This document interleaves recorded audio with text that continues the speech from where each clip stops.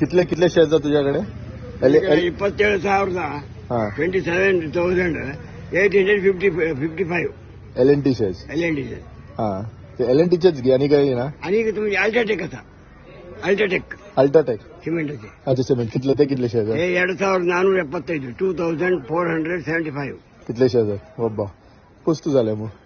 आणि काही टेन्शन ना बसून खाऊचे. आणि तुमचे ह्या कर्नाटक हा ते 4,000 4,000 शेअर्स बस मोर देन इनफ. चढ आणि काही नाका बसून खाऊन जेवून एन्जॉय करणार सगळे.